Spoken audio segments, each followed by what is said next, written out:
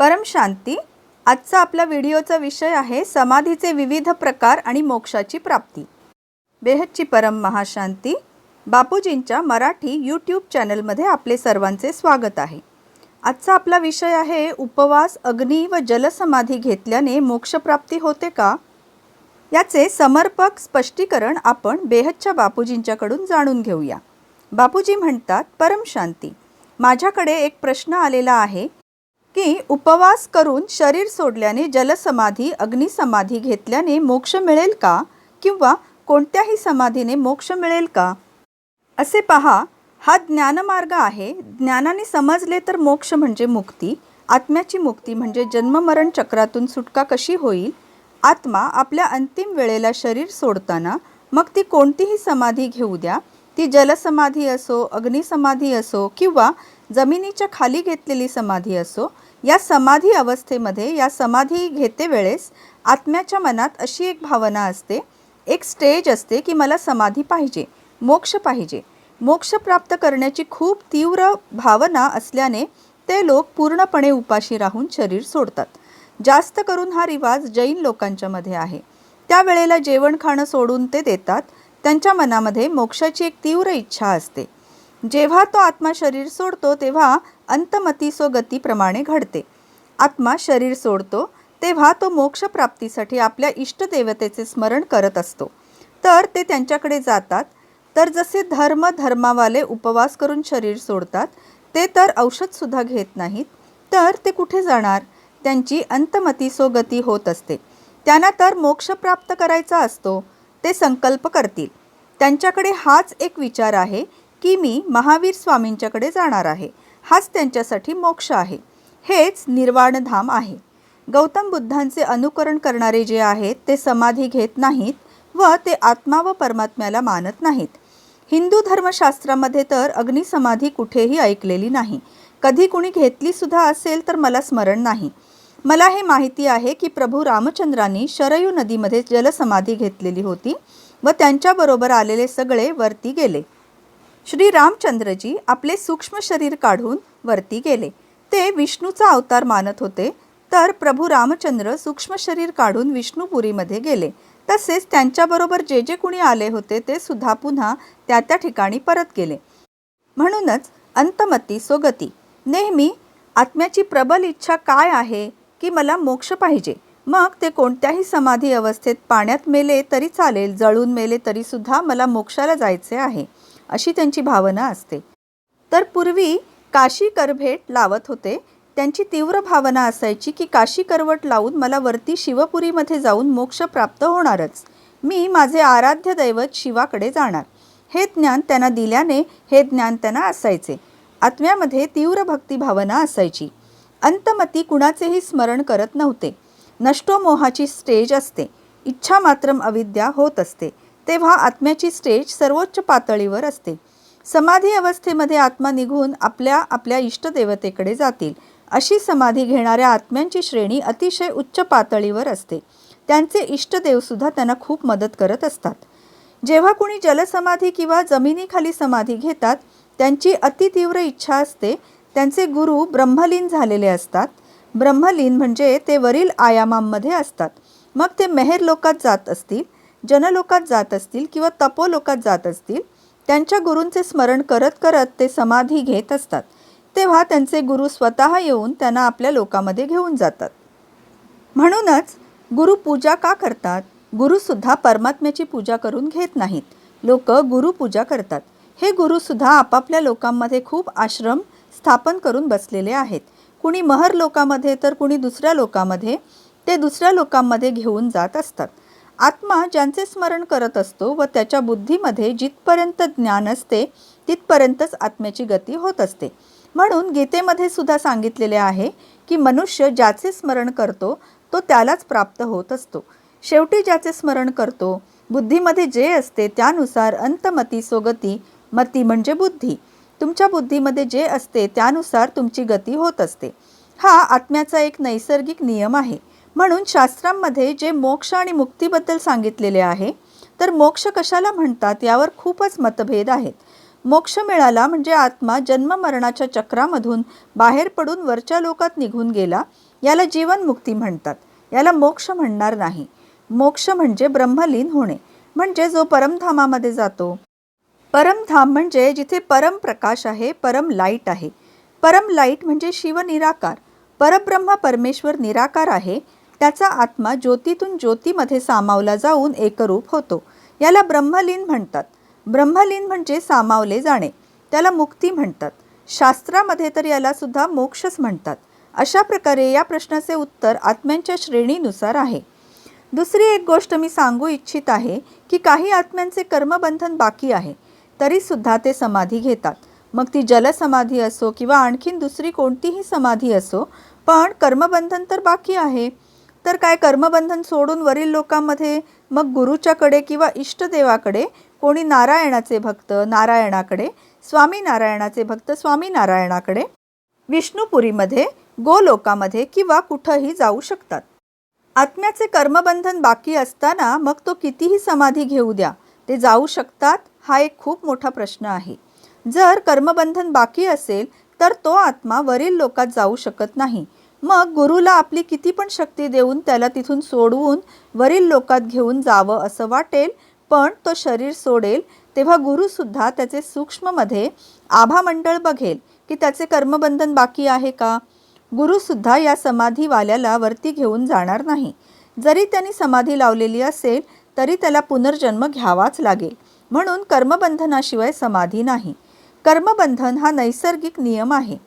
त्यांनी खूप मनापासून सेवा केलेली असेल, तर खूप भक्ती केलेली असेल, तर कर्मबंधन संपवले असतील, म्हणजे या आत्म्याची स्टेज अतिशय उच्च असेल, नष्टोमोहाची स्टेज असेल, इच्छा मात्रम अविद्या झालेला असेल, पूर्ण जीवन अशा प्रकारे जगलेला असेल, एक जन्म नाही तर अनेक जन्मापासून भक्ती करत असेल, तो कोणाचीही कोणत्याही इष्टदेवतेची भक्ती करत असेल किंवा त्यांच्या गुरूंची भक्ती करत असेल, कुणी कोणत्याही इष्टदेवतेची किंवा कोणत्याही गुरुची भक्ती करत असेल, त्यांचे अनेक जन्मापासून सेवा करत असेल, त्यांच्या सेवेचे भाग्य खूप बनते व कर्म उरत नाही, तर अंतमतीसो गतीनुसार त्यांची सद्गती होते. आत्म्याची सद्गती होऊन ते आपल्या इच्छेप्रमाणे आपापल्या इष्टदेवाकडे ते जिथे असतील तिथे जाऊ शकतात. मग ते शिवपुरीमध्ये जातील, विष्णुपुरीमध्ये जातील किंवा ब्रह्मापुरीमध्ये जातील किंवा महरलोक यामध्ये सुद्धा जातील. तिथे अनेक महाऋषी बसलेले आहेत. त्यांचे आश्रम धर्तीवर सुद्धा आहेत. तिथे अनेक महाऋषी बसलेले आहेत. त्यांचे आश्रम धर्तीवर सुद्धा आहेत. तर काही जण महाऋषींचे स्मरण करतात किंवा गुरूंना मानतात, गुरूंचे पूजन करतात, सारे जीवन त्यांना अर्पण करतात. तर त्यांचे गुरु पाहिजे तर जरूर त्याचे कर्मबंधन संपवू शकतात. परंतु खूप मोठे कर्मबंधन असेल तर गुरुसुद्धा ते संपवू शकत नाही. भगवान ते संपवू शकत नाही. त्याला जन्ममरणाच्या फेऱ्यात यावेच लागते, कारण हा जन्ममरणाचा खूप महत्त्वाचा नैसर्गिक नियम आहे.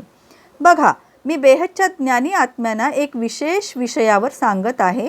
या सर्व भक्ती मार्गातील गोष्टी आहेत, परंतु आत्म्यांचा नियम तर सर्वांसाठी सारखाच आहे. कोणाचेही स्मरण करा.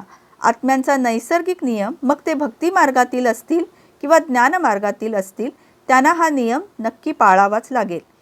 ज्ञानमार्गातील बेहदचे जे परमज्ञानी आत्मे आहेत, जर त्यांनी योगबळाने खूप कर्मबंधनं संपवलेली असतील, कारण योगबलाने कर्मबंधन कसे संपवायचे याचा विधी त्यांना माहिती आहे, त्यांनी पूर्ण जीवन कर्मयोग्यासारखे व्यतीत केलेले असेल, परमात्म्याच्या स्मरणामध्ये, बेहदच्या परमपित्याच्या स्मरणामध्ये कर्मयोगी जीवन जगलेले आहेत. गीतेनुसार म्हटलेलं आहे की तू देह व देहसंबंधित सर्व नातेवाईकांना विसरून आत्मस्वरूप होऊन मला म्हणजे परमात्म्याला आठव, म्हणजे मी अंताला तुला परमधामामध्ये घेऊन जाईन.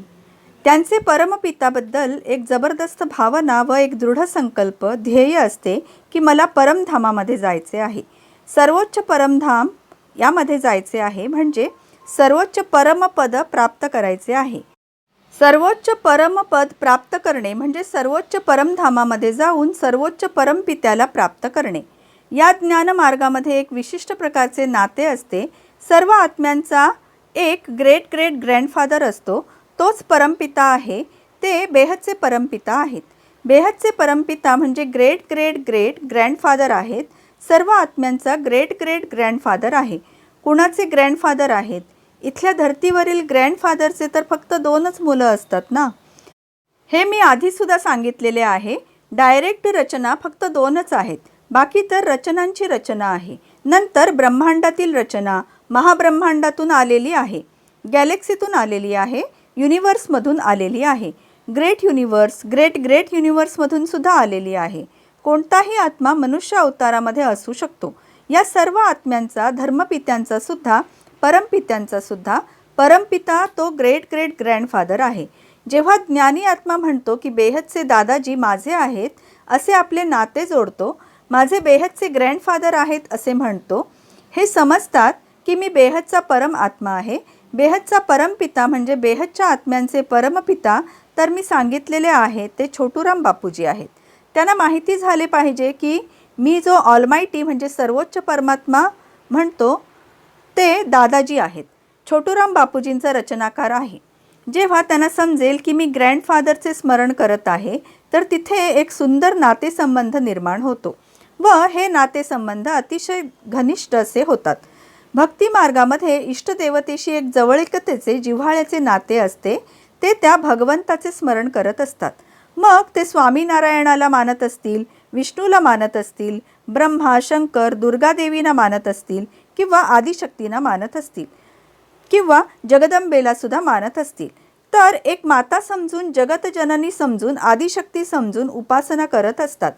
आदिदेव शिवशंकराला एक मानून स्मरण करत असतात. या भगवंताप्रती त्या भक्तांची आंतरिक भक्ती असते व त्या भक्तिभावनेचे फळ त्यांना नक्कीच मिळते व ते शेवटी त्यांनाच प्राप्त होतात. हा एक नैसर्गिक नियम आहे की ज्यांचे तुम्ही स्मरण करणार तर त्यांच्याकडेच तुम्ही जाणार, परंतु कर्मबंधन नकोत. जर कर्मबंधन असतील तर ते जाऊ शकणार नाहीत. तुमच्याकडे ज्ञान असेल तर ज्ञानाने वैराग्य येईल. जर तुम्ही बेहदचे ज्ञानी कोणी शरीर सोडून सूक्ष्म जगतामध्ये जाल तर तो जन्मच घेणार नाही व मृत्यूनंतर सुद्धा त्याच्याकडे ज्ञान असेल. तो सूक्ष्मामध्ये बेहदच्या परमपित्याचे स्मरण करेल तर त्याला तिथे सूक्ष्मामध्ये सुद्धा मदत मिळेल. बेहदच्या परमपित्याचे आकारी रूप त्याला मदत करतील, त्याला आपल्या बेहदच्या विमानात नेऊन बसेपर्यंत शक्ती देतील. तर हा ज्ञानमार्ग आहे.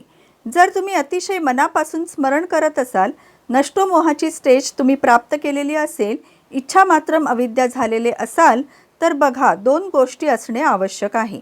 इच्छा मात्रम अविद्या आणि नष्टोमोहा स्मृतिर्लब्धा, स्मृती स्वरूप बनून जाणार की मी बेहदचा आत्मा आहे, मला आता धर्तीवर जन्म घ्यायचा नाही, माझे शरीर सुटले आहे, तर त्याला सूक्ष्म शरीरात सुद्धा मदत मिळेल. बघा, ज्ञान तर ह्यात असल्यावर मदत करते. जेव्हा आत्मा आत्मस्वरूपाची अनुभूती करतो तेव्हा सूक्ष्म शरीर चार्ज होत असते, कारण शरीर चार्ज होत असते, महाकारण शरीर सुद्धा चार्ज होत असते. आत्म्यामध्ये हळूहळू परम लाईट येत असतो व त्याचे आभामंडळ एकदम परिशुद्ध होत असते व जेव्हा ते परमशांतीचे व्हायब्रेशन पसरवतात, महत्त्वाची गोष्ट आहे परमशांती, तर आपले आभामंडळ परमशांतीने भरून जाते. तर त्याला हेल्पलाईन तर मिळतेच, तो जिथे जाईल तिथे परमशांती पसरवेल, परमशांती पसरवेल. ज्ञान आणि भक्तीमध्ये काय फरक आहे?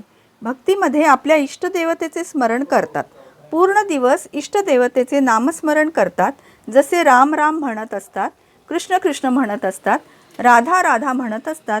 तर तिथे कितीही वेळा नामजप केला तरी पण त्यात ज्ञान नाही आहे. ज्ञान नसल्यामुळे कर्मबंधन संपत नाहीत. मग तुम्ही राम नाम जपा, राधे नाम जपा, कृष्ण नाम जपा, परंतु कर्मबंधन नष्ट होत नाहीत, कारण ही भक्ती आहे. भक्ती मार्गामध्ये कर्मबंधन संपुष्टात येत नाहीत. अनेक जन्म भक्ती केल्यावर सुद्धा मनुष्य आत्मा कर्मबंधनाच्या चक्करामध्ये येत असतो, कारण त्याचे कर्मबंधन नष्ट झालेले नसते. त्याच्या कारण शरीरामध्ये जे अनेक जन्मांचे कर्मांचे बंधन रेकॉर्डिंग असते, त्या कर्मांचा विकर्म विनाश झालेला नसतो. मग हा विकर्म विनाश केव्हा होत असतो? आपल्या कर्मबंधनावर एक व्हिडिओ आहे, त्यात कर्मबंधन कसे नष्ट करायचे हे दिलेले आहे. कारण शरीरामध्ये सगळे रेकॉर्ड पडलेले आहे, महाकारण शरीरामध्ये सुद्धा रेकॉर्ड आहे. परम महाकारण शरीरामध्ये जे अनेक जन्मांचे रेकॉर्ड साठलेले आहे, ते कर्मांचे सर्व रेकॉर्ड तुम्हाला नष्ट करायचे आहेत. ते डिलीट करण्यासाठी आत्म्यामध्ये शक्ती पाहिजे, परमप्रकाश पाहिजे, दैवी प्रकाश पाहिजे. हा प्रकाश सूर्याचा प्रकाश चालणार नाही. सूर्याची उपासना केल्याने तुमचे विकर्म विनाश नष्ट होणार नाहीत. परम पवित्र परम परम परम प्रकाश पाहिजे. व हा परम प्रकाश देणारा कोण आहे, त्याच्याशी कनेक्शन जोडावे लागेल. कनेक्शन म्हणजे योग.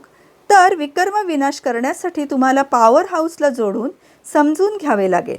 कुणाकडे पॉवर आहे, मी कोणत्या श्रेणीचा आत्मा आहे, मी बेहदचा आत्मा आहे की मला बेहदच्या कलेची शक्ती पाहिजे. 5, 10, 20 कलेवाल्यांच्या बरोबर कनेक्शन जोडल्याने तुमची पॉवर चार्ज होणार नाही. म्हणूनच बेहदच्या कलेला जाणून घेऊन व ते माझे ग्रेट ग्रँडफादर आहेत, बेहदचे परमपिता आहेत असे आंतरिक प्रेमाचे नाते निर्माण करून बेहदच्या पित्याचे स्मरण केल्याने चित्रामध्ये विचित्राचे स्मरण केले तर चरित्रवान बनणार. चरित्रवान म्हणजे चरित्रवान शरीर, म्हणजे तुमचे शरीर परम लाईटचे बनेल व परम लाईटचे शरीर मिळाल्याने तुम्ही विकर्म विनाश कराल व इथून बेहदच्या परमपित्याच्या स्मरणाने त्यांच्याकडे निघून जाणार. त्यासाठी लवलीन अवस्था असायला पाहिजे. मीराबाईसारखी स्टेज असायला हवी. लोकलज्जा सोडून द्यायला पाहिजे. ती लोकलाज सोडून महाराणी बनून गलीगलीमध्ये हरिनाम गात होती. अशी लोकलाज सोडून तपस्या करायला हवी. असे ज्ञान व योग दोन्ही असायला हवा व संकल्पाद्वारे सेवा करायला हवी. विश्वकल्याणाची भावना असली तर सेवेचे भाग्य मिळते. तेव्हा धारणा येते. धारणा म्हणजे व्यक्तामध्ये अव्यक्त स्वरूप धारण करणं, याला धारणा मूर्त म्हणतात. इथे धारणा म्हणजे स्थूल धारणेविषयी नाही आहे. अव्यक्त स्वरूपाला धारण करणे म्हणजे धारणा आहे. तेव्हा धारणा येईल. हे बेहदच्या ज्ञानी मुलांना आवडेल म्हणून मी हे त्यांना समजावण्याकरता जरा सविस्तर सांगितलेले आहे. बेहदची परम महाशांती. बेहद की परम शांति सोचो, बोलो परम शांति. Join us daily for live meditation, 10 p.m. to 11 p.m. on YouTube Live. Subscribe now. Website www.paramshanti.org. Email us anand@paramshanti.org. Like, share, subscribe. Join today. बेहद की परम शांति सोचो.